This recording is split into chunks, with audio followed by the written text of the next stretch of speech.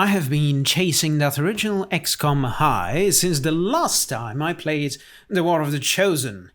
With Tactical Breach Wizards, I at long last found an excellent meal. While very different, Wizards partially nails the feeling of those games in that the combat encounters make for excellent puzzles. What's more, this is the first game I've played in a long time that made me lose track of time. And honestly, that's a magical sensation from childhood that few games can recreate for me. With the bite-sized rooms that make up every mission of every act of Tactical Breach Wizards, it's easy to tell yourself, oh yeah, let me just do this next one, it'll only be another 3 minutes. Suddenly, it's 8:30. You've forgotten to cook dinner and write your assignment, and you feel so good about defenestrating Steve for the 17th time that the early onset starvation doesn't even register. Several elements contribute to the magic you'll find evident in every piece of Tactical Breach Wizards. For one, it's the sheer amount of options you have in approaching every situation. There's barely a level without a new tool for the players to exploit as part of the different characters' kits. Their synergies are legion. I beat the game over the course of 12 hours, and yet I expect I'll be able to get another 12 to 15 hours easy. That time will be spent by exploring the unique character kits and how they can be further interwoven together.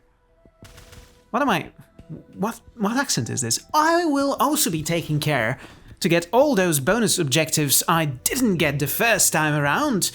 There's a good few of those I'll take care of. And then there's massive challenges that I've barely touched. 2 out of 8 have been finished, with many more to come. I assume 6. I tell you, Toe, my excitement at the prospect of returning to experience a little more of Tactical Breach Wizards is almost enough to drop this write-up and go play instead. Almost. But you understand, I'm doing this as a public service. You know, a PSA. I think I'll do it on my Steam Deck. Go back to the game, not the public service announcements. The game's practically tailor-made for the Steam Deck. In fact, plays brilliantly on Valve's handheld console, and the length of the missions, it translates perfectly to something you can do on a 20-minute commute, or if you're in the middle of a busy day and need a few minutes to focus, rather than to disassociate by scrolling on your phone, which I wouldn't know anything about. Promise. These missions' rooms really are exemplary level design. I'm sure that someone far more clever than me is pulling these apart and learning fantastic lessons about level design. There wasn't a single map I thought was designed in a way that was anything less than engaging. Everyone is a puzzle, and with the bonus objectives to consider, some become complex puzzles that require careful thought and multiple attempts to discover the right answer. A right answer. I say A rather than D because there are many right answers here, and that's part of the beauty of this game.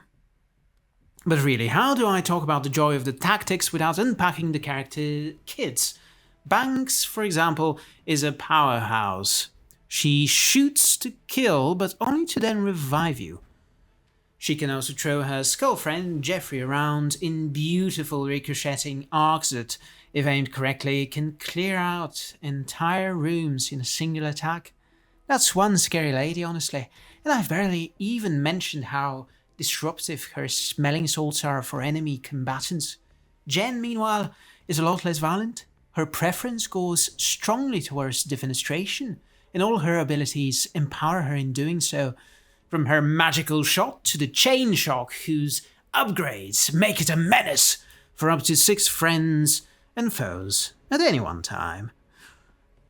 Ryan bites people and gives them rabies. Zan, bless his heart, is an absolute support madman.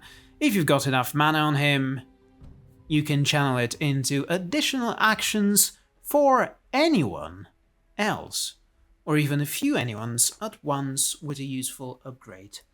And Dol Sabin? You don't want to meet Dol Sabin, or maybe it's Sabin, in a dark street at night. She will turn you into minced meat if you're a supporter of an unjust regime. And by the way, fascists? Fuck off. She also has unmatched mobility, capable of both charging at enemies and swapping her place with friend and foe alike. A menace. But then, all of them are. These characters, they are all of them insane. Bonkers. Off their rockers in the bestest ways possible. Little wonder of that. Tom Francis is behind this game. Who's that, you ask? He used to write for PC Gaming's best magazine, Rock, Paper, Shotgun. And in its heyday, no less. That explains why the game is masterfully written. Really it is. The writing is quippy, but not in the modern way some think of Whedon-esque, where it is so self-satisfied with how funny it is that it becomes obnoxious.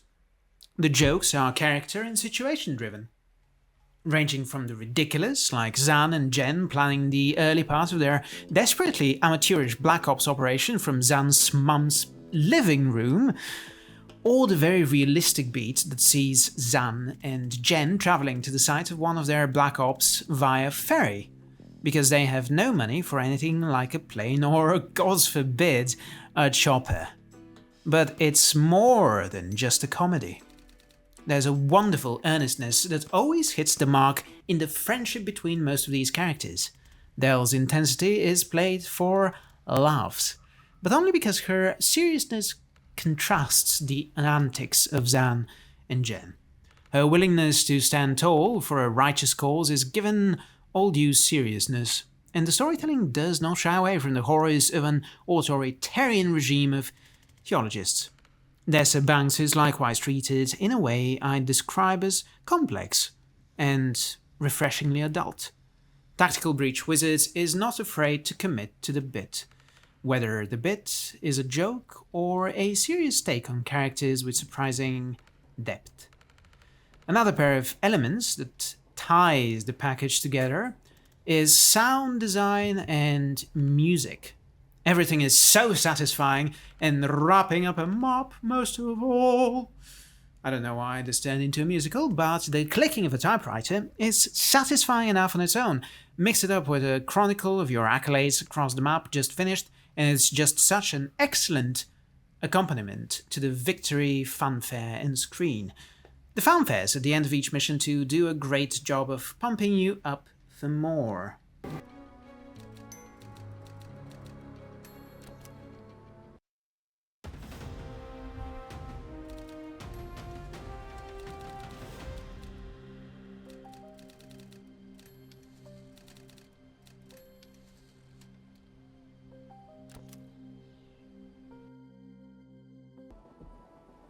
As for the soundtrack at large, it too is the work of Robert R. Zoller. This is his first soundtrack, at least on Spotify. Based on how good it is, I hope. He goes on to work on lots of other games. When my girlfriend asked me what I thought of Tactical Breach Wizards, I told her that it's one of my favorite games of the year, maybe of all time. I kind of surprised myself with that second part. It stopped me in my tracks, because I thought it was true. This game comes together in an awe-inspiring way. Gameplay and writing, music and sound effects, baddies and demonstrations. It's wonderful. And I'm only a little mad that I can't stomp my leg enough, hard enough anyway, to get a sequel right this instant. But hey, this game is highly successful. Surely it's just a question of time before a sequel is made. Right? Right? Anyway, I've been Philip Magnus. Really enjoyed doing this. It's been a little while. I'm having fun with it. If you enjoyed this video, please like it, share it with your friends, smash that like button, subscribe, and do all the other things that YouTube tells us to do to feed some omniscient, all-seeing, pathetically horrible algorithm. I hate it. I hate it here. I hate what social media is, what it has become. But I love doing these things. So, maybe throw me a like, subscribe, leave a comment down below. How have you played Tactical Breach Wizards? How does it rank across your favorite games of 2024? Tell me all, or tell me nothing. I cannot force you. I can force no one to do anything but use their better judgment and decide what is best for them. The rest? Well, it's gonna be fun. It's gonna be fine. I'm Philip Magnus. You're not. And I will see you next time.